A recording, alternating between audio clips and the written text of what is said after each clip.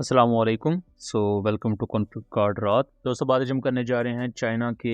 PL-17 long range BVR missile को लेकर, जिसकी एक रिसेंटली न्यू पिक्चर इमर्ज हुई है। और इस मिसाइल का साइज देखते हुए ये अंदाज़ा लगाया जा सकता है कि इसका पर्पस क्या है और किस किस्म के एयरक्राफ्ट इसको कैरी कर सकते हैं। लेकिन इस मिसाइल को लेकर मल्टीपल ऐसी टेक्निकल डिटेल्स हैं जो कि ना सिर्फ चाइना के कॉन्टेक्स्ट में डिस्कस की जा रही हैं बट इवन पाकिस्तान के कॉन्टेक्स्ट में भी। और इस मिसाइल को बेसिकली किस किस्म के एयरक्राफ्ट को इंटरसेप्ट करने के लिए बनाया गया है, और अगर ये पाकिस्तान को प्रोवाइड की जाती है, जिसके इस वक्त चांसेस काफी ज्यादा एग्जिस्ट करते हैं, तो पाकिस्तान इससे क्या चीजें अचीव कर सकता है। बिकॉज पाकिस्तान का मई के महीने में जो सबसे बड़ी वीकनेस नजर आई थी वो थी स्ट्रेटेजिक डेप्थ की कमी, और इसी वजह से पाकिस्तान की जो मल्टीपल फ्रंटलाइन बेसिस हैं वो इंडिया के मिसाइल्स के निशाने पर भी रहती हैं। अब अगर PL-17 को देखा जाए तो ये बेसिकली एक लॉन्ग रेंज BVR मिसाइल है जिसे PL-15 को कंप्लीमेंट करने के लिए तैयार किया गया है। लेकिन इसका साइज PL-15 के मुकाबले में बहुत ही ज्यादा है। यानी कि PL-15 की जो मैक्सिमम लेंथ है, जो इसकी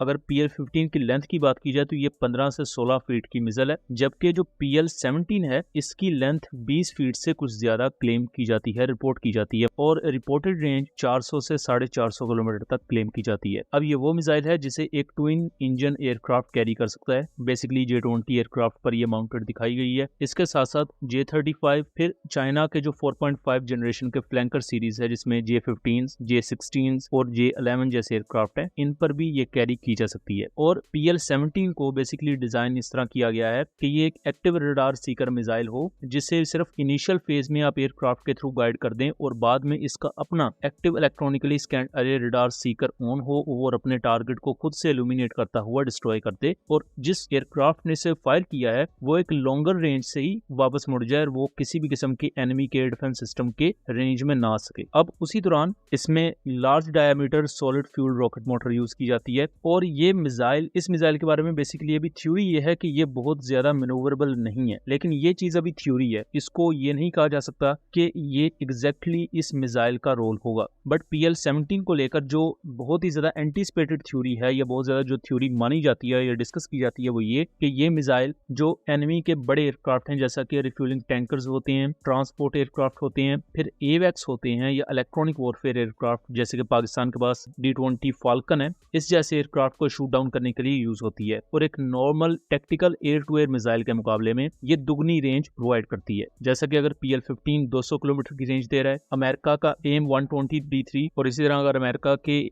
अगर अमेरिका के AIM-120D3 को देखा जाए तो वो अगर 185 या 200 किलोमीटर तक की आपको रेंज प्रोवाइड करता है, तो PL-17 जैसी जो मिसाइल्स हैं ये आपको 450 या मे बी उससे ज्यादा की रेंज प्रोवाइड करें। बिकॉज चाइना की ये ऑपरेशनल सिक्योरिटी के डोमेन में ये चीज मानी जाती है पूरी दुनिया में कि यहाँ से जो चीज पब्लिक डोमेन में बताई जा रही होती है वैसा होता नहीं है। अब जैसा कि PL-15E की जो रेंज थी वो 145 किलोमीटर तक बताई जाती थी, और इंडिया खुद क्लेम करता रहा है कि एक्सपोर्ट वेरिएंट पाकिस्तान को प्रोवाइड किए गए हैं, बट जिन PL-15s ने इंडियन एयरक्राफ्ट को टारगेट किया वो नियर टू 200 किलोमीटर तक एक्चुअल रेंज अचीव कर रहे थे। मतलब कि उनकी जो मैक्सिमम रेंज है वो 200 किलोमीटर से भी ज्यादा होगी। इस चीज को हमने डिटेल से एक्सप्लेन किया हुआ है अपनी प्रीवियस वीडियोस में, उसका लिंक मैं डिस्क्रिप्शन में दे दूंगा। अब अगर इंडिया की AWACS एयरक्राफ्ट को देखा जाए तो उसमें सबसे पहले तो फैल्कन AWACS आता है जो कि रशियन IL-78 पर बेस्ड है, और इस पर इजरायली ALW2090 रेडार माउंटेड है जिसकी स्टेटेड रेंज 400 किलोमीटर है और ये 360 डिग्री की कवरेज प्रोवाइड करता है। ऑन पेपर A-50 या जिसे फाल्कन AWACS कहा जाता है इंडियन एयरफोर्स का, ये बहुत ही ज्यादा पावरफुल AWACS है, और अपनी ऑन पेपर स्पेसिफिकेशंस को देखा जाए तो ये इवन पाकिस्तान के साफ 2000 ER से भी बेहतर है, जो कि upgraded variant Pakistan air force recently use कर रही है। बट ऑपरेशन सिंदूर में इंडिया ने इन्हें यूज नहीं किया, और उसी दौरान हमने एक इस पर वीडियो भी बनाई थी जिसमें हमने इंटरनेशनल मीडिया सोर्सेज को कोट करते हुए लिखा था कि फाल्कन AWACS को इस वक्त अवेलेबिलिटी के मामले में बहुत ज्यादा इश्यूज आ रहे हैं, और वो पूरा मामला है क्या आप उस वीडियो में जाके देख लें, उसका लिंक मैं डिस्क्रिप्शन में दे दूंगा। फिर दूसरा जो AWACS है वो है नेट्रा AWACS जो कि DRDO ने बेसिकली बनाया है। इस पर भी अगेन एक एक्टिव इलेक्ट्रॉनिकली स्कैन्ड अरे रडार माउंटेड है, लेकिन इसकी कवरेज फाल्कन AWACS की निस्बत कम है। ये 240 डिग्री की कवरेज प्रोवाइड करता है, यानी कि ये एक वक्त में 3 साइड्स पर देख सकता है, जबकि जो 850 AWACS है या फाल्कन AWACS है इंडिया का, वो एक ही वक्त में चारों तरफ नजर रख सकता है। प्लस इसके एक्टिव इलेक्ट्रॉनिकली स्कैन्ड अरे रडार की की रेंज भी कम है, जिसकी वजह से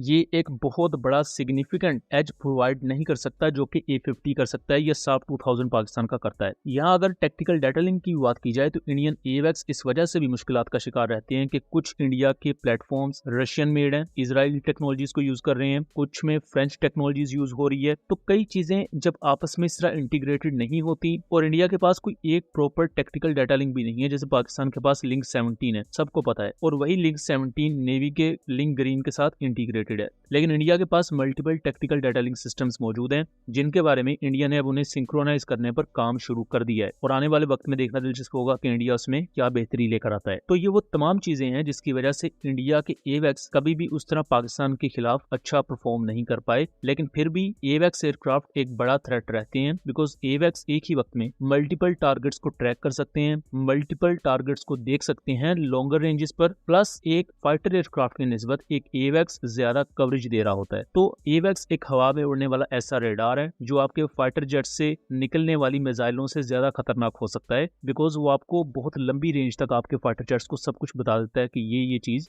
इस पर्टिकुलर वेक्टर पर मौजूद है ताकि आप उसके खिलाफ अप्रोप्रिएट एक्शंस ले सकें। अब पाकिस्तान के पास रकबा कम है जो कि एक नेचुरल चीज है और ये पाकिस्तान की एक वीकनेस भी है। अब उसको नलीफाई करने के लिए जो एक सोल्यूशन है वो ये कि पाकिस्तान के पास ऐसी लॉन्गर रेंज BVR मिसाइल्स हों जिसकी वजह से Pakistan even deep inside India मौजूद अगर कोई एवेक्स उड़ा है दौरान जंग तो पाकिस्तान उसको टारगेट कर सके, और ये काम करंटली PL-15 कर सकती है। लेकिन PL-15 बहुत ही ज्यादा डीप स्ट्राइक्स नहीं कर सकती। अगर कोई बहुत ही ज्यादा दिल्ली के ऊपर या डीप सेंट्रल इंडियन एरिया पर इंडिया का एवेक्स उड़ा है उसको टारगेट करना, तो उसके लिए PL-15 की रेंज सफिशिएंट नहीं होगी। तो ऐसी सिचुएशन में PL-17 एक वायबल ऑप्शन है और पॉसिबल है कि फ्यूचर में चाइना तो इसे ऑब्वियसली यूज कर रहा है, चाइना की सर्विस में ऑलरेडी 2019 या 20 से ही, लेकिन फ्यूचर में ये पॉसिबल है कि चाइना इसे एक्सपोर्ट के लिए भी पिच करे और इसका एक प्राइम वेरिएंट पाकिस्तान को भी मुहैया करे। और अगर अभी एयरक्राफ्ट को देखा जाए तो जेट-एंड-सी एयरक्राफ्ट कैरी कर सकते हैं PL-17 को, लेकिन जो JF-17 जैसे एयरक्राफ्ट है ये कैरी नहीं कर सकते बिकॉज PL-17 एक बहुत ही ज्यादा हैवी मिसाइल है और फ्यूचर में पाकिस्तान के J-35 भी इस मिसाइल को कैरी करने के काबिल होंगे।